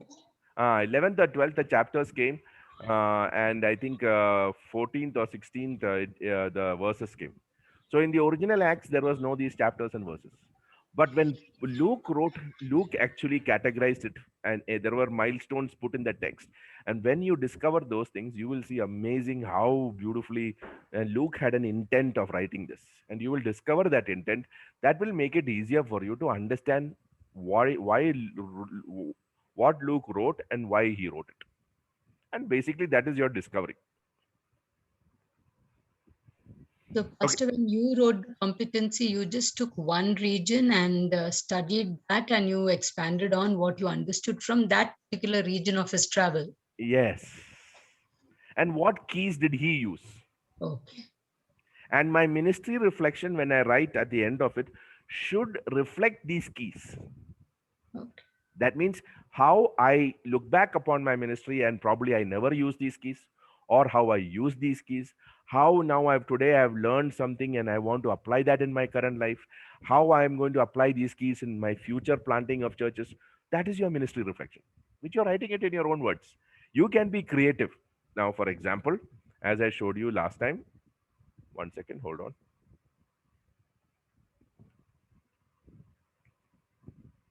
Now I'll show you the latest, just for you to understand that eventually you will figure it out. Okay. Now I'm going to show you the competency that I have written the latest. That is from the course of shepherding. Okay, shepherding. Okay, develop a basic understanding of pastoral care in the early church in comparison with the contemporary counseling, particularly addressing life controlling problems in relation to maturing in faith. Now, Suma sister, you talked about, is this course only church planting? But can you see that it's not about church planting alone?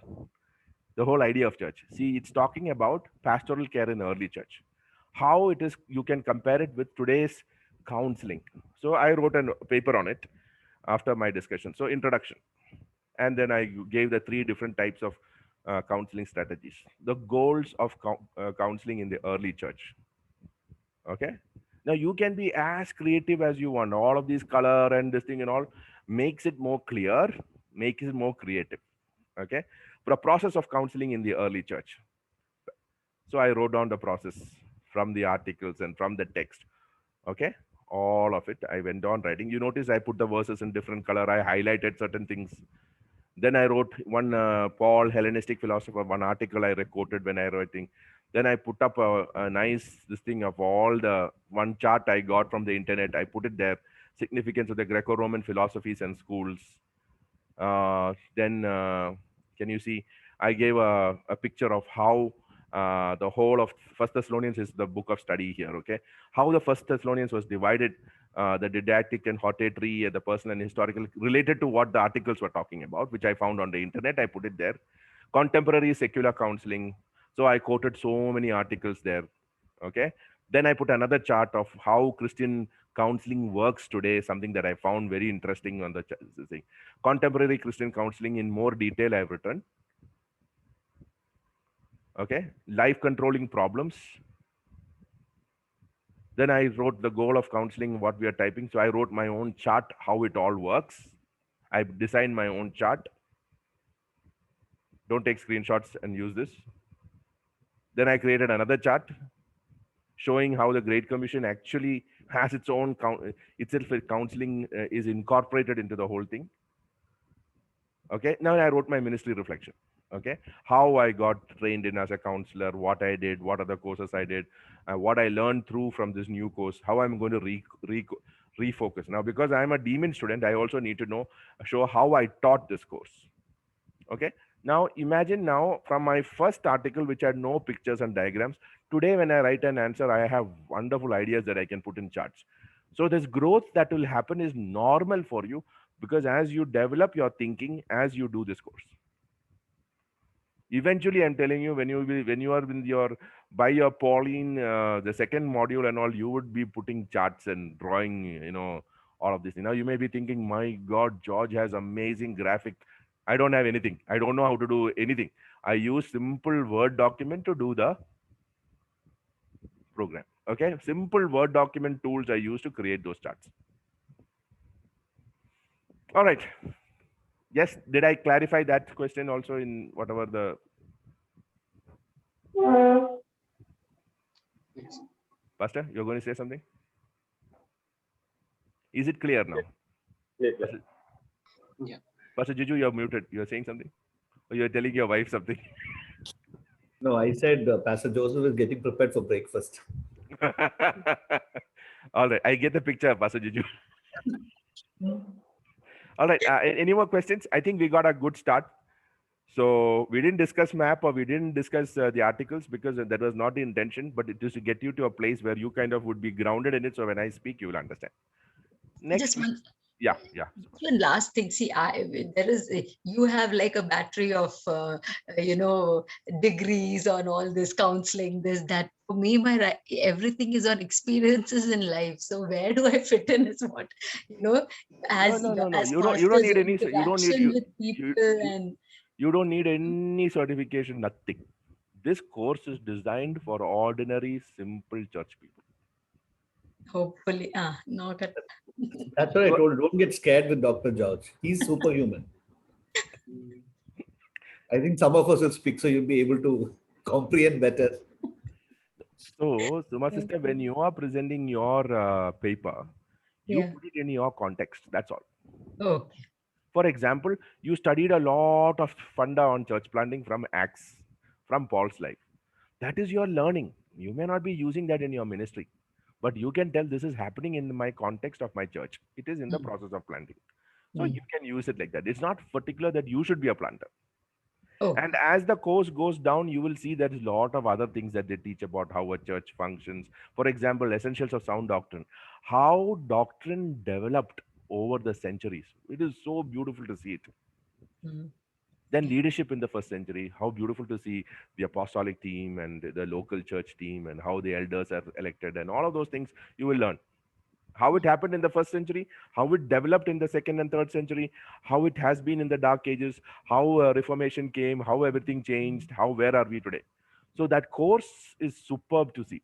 You will enjoy it. Okay. George, Yes. says 15 weeks. So in the 15 weeks, you finish the book of Acts. I mean, this No, Pastor. Acts book. We will not be that ruthless. That is the way they have designed the course. We will do it slowly. We will do it slowly at everybody's pace. But we are meeting week on week. Okay, week on week is better than meeting bi-weekly once in 2 weeks, because you get spaced out too much and then the flow comes off. Okay, my suggestion is to week on week. But in this group, if all of you are saying we will meet once in 2 weeks, I'm happy for that. I think once in a week is good. My Yeah, some experience, kind of continuity will be there. Yeah, once in a week. yeah, I have the other cohort I do once in 2 weeks. It is a nightmare. It's totally The actual challenge is in the writing.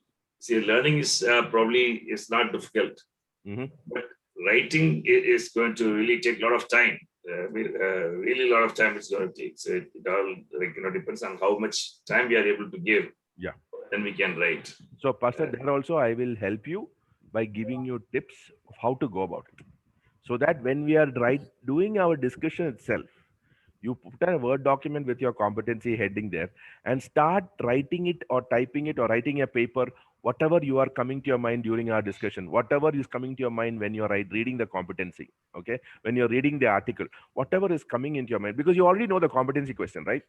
The first competency question is develop an awareness of the keys for establishment and this thing. You know that you are supposed to find keys. As you're reading the book of Acts, keep writing the keys and just type it into your article. Then once you into your paper, then you modify it, you edit it, you put the grammar and all correct, and you will finish it. But if you finish everything, now what happened to many people in my cohort where I am studying? We are in the 4th year, we are finished. Some of my fellows have still not written Acts Competency 1. We have reached leaders. We finished leaders. Now we are in shepherding. They have not done map. They have not done life. They have not done ministry practicum. They have not even written Acts chapter 1, Acts Competency 1, which you are all going to write in the next 2 months, 1 month time. They have not even done it. So I will not allow you to be in that situation. I would say that as you are working, we will finish. We'll take a break, maybe a week, and focus on writing the article. So maybe 2 weeks you get to write that thing. But don't make the mistakes that others made. I did not make that mistake. So for me, when I was studying, I jotted down the points when in the discussions, new ideas came. I wrote down when I was reading the article itself, I wrote down the points because I knew the question. That time, nobody taught me. Now I know it that you need to start with the competency question. You should be, that should always be in your mind as you go through that course. So you know that as you read, you are pulling out points to put as this thing.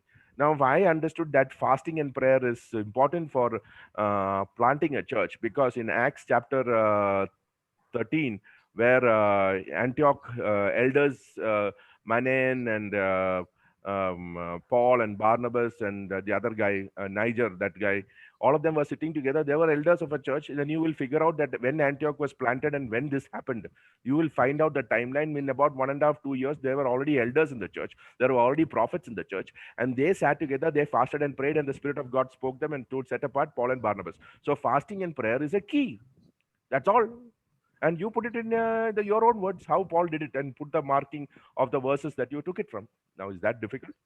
It's very simple. So I will, as I read Acts, I will write down that key already. But the teacher who was teaching me never told me about this. He showed me the competency question only after 1 year after I studied Acts. So now we are always working with the competency question in mind. So when we are reading the articles, when we are reading Acts, we will be continuously writing down, pulling out and writing around, jotting the points. Put that into your competency paper, expand it, correct it, structure it, and finish it off. Which I guarantee you, by the end of the first month, once the unit is over, our unit is over, which will happen because the Arthopatsia's article is a very big article. It may be a little difficult. You will have to, it is foundational article. I have his original book with me. Arthopatsia's original book. It's a brilliant book. If you want to buy it, you can buy it off the internet. It's a beautiful emergence. The name of the book is The Emergence of the Church. Okay, it's a beautiful book, and all through your course, there will be articles from this book. Okay, very beautiful book, Arthopatsia. So, okay, I think we did a lot of covering today of another orientation and review. There is one sister who is not joined us today. Her name is Sharon. I think she has got work in the morning. She is just joined our church, Electronic City Church. She has never been into church planting ministry or anything. But for her, it's going to be her journey of seeing of all that Jesus did in the first century. That's not need not be involved in the whole process, but learning of that process. All right. Any more? Lemu could not join today. Actually, his mother is been having fever for the past 4 days. Yes. So she's taking consultancy from the doctor. Okay. So he's busy.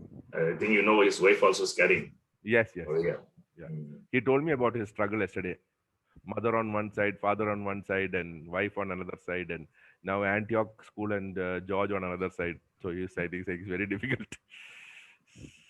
So, any other questions? I think we are all in a position to start work, and you can reread those articles, or if you have finished those articles, you can start reading Arthapatsias. It's a long article, okay, very long article. So you can start reading Arthapatsia now itself. Otherwise, if you are not comfortable with the first two articles, do a rereading. Next week we will be doing map. Okay, we are not going to do the articles, but you need to start reading the articles. Next week we will look at some of you who have written your 20 achievement summaries and expansions.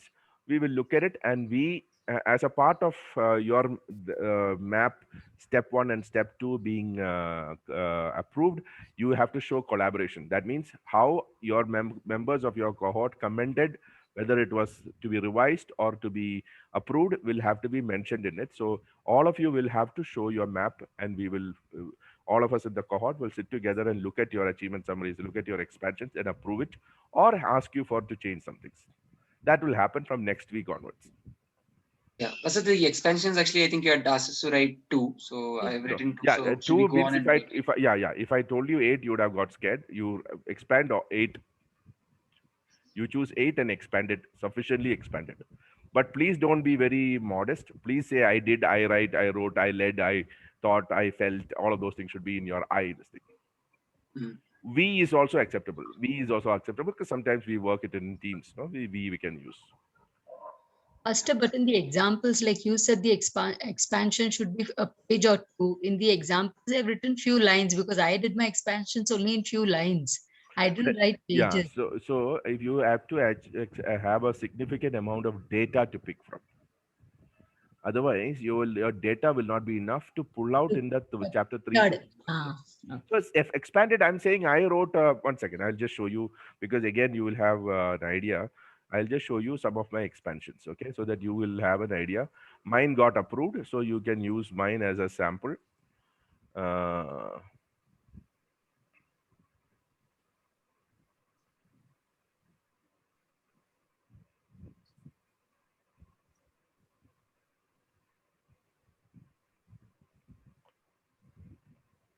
I have a class at 9:30, so I'm just going to finish this and we'll jump off into the next one. Okay, are you all able to see this? Steps 1 and 2, identifying achievement work activities. You will fill in all those details, and then your summaries will start.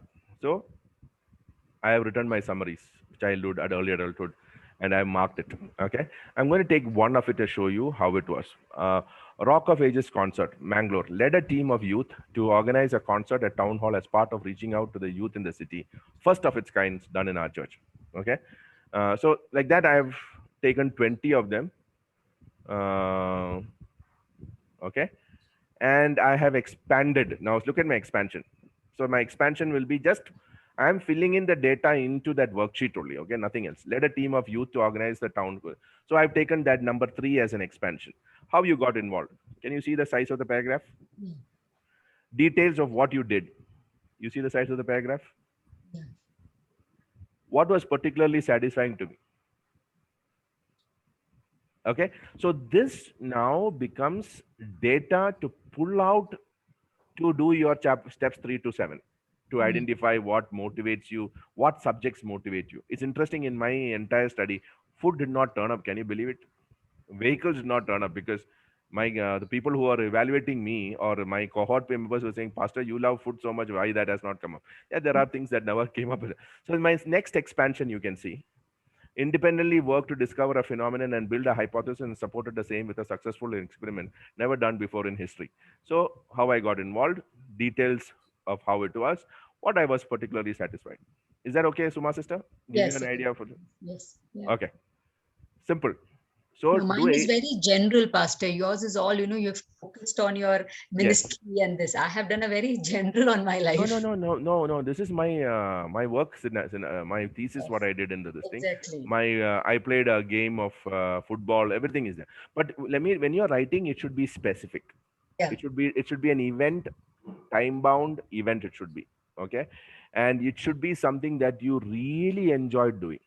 And it is something that you think you did well, not others than because somebody gave you a degree, not that way. What you think? You played a marbles game in 5th standard, international, inter-class marbles game. That is enough. How you did it, how you prepared for it and all, I will give you the expansion. You hosted a radio program.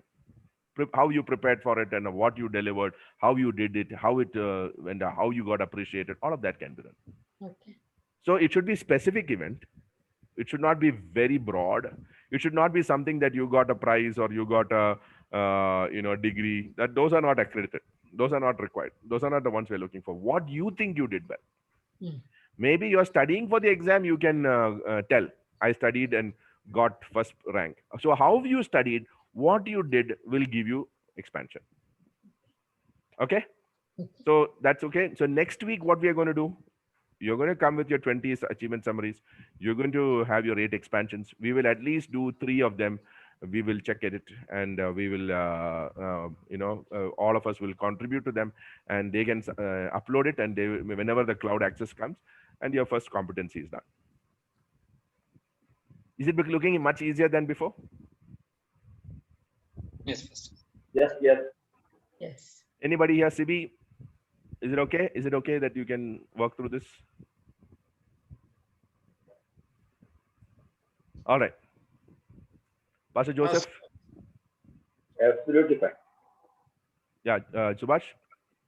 Can you repeat that book's name, author or the publisher? The Emergence of the Church, right? Yeah, The Emergence of the Church, Arthur Pazia. I got mine from the US only. I got it through Amazon from the US. Okay. Arthur Pazia, P-A-T-Z-I-A. I'm giving you the article, so you don't need to buy it. I'm just saying, if you are happy to have something which is going to be continuously, you are going to see Arthur Pazia across the studies. You can have that book and you can read from that book directly. Otherwise, I'll be sending you the article. Oh, thank you. All right. God bless you. Pastor Varaprasad, would you pray and close? Gracious Heavenly Father, thank you for this time that you have given to us. Heavenly Father, as we read, O Lord, my Master God, dear Daddy, as we, Lord, saw this, Lord, Master God, dear Daddy, help us, Lord, to get through that, O Lord, Master. Help us to understand. Help us to work on it, Holy Spirit of God. I pray, Lord, you be with us, you help us, you guide us, you lead us, Holy Spirit of God. Yes, Lord, we need you. Without you, we can't do anything. Holy Spirit of God, every minute and every second, whatever we are reading and we are working on that. Holy Spirit of God, you be with us and you help us. Thank you for all the things that you have done. In Jesus' wonderful name, we pray, Master. Amen. Amen.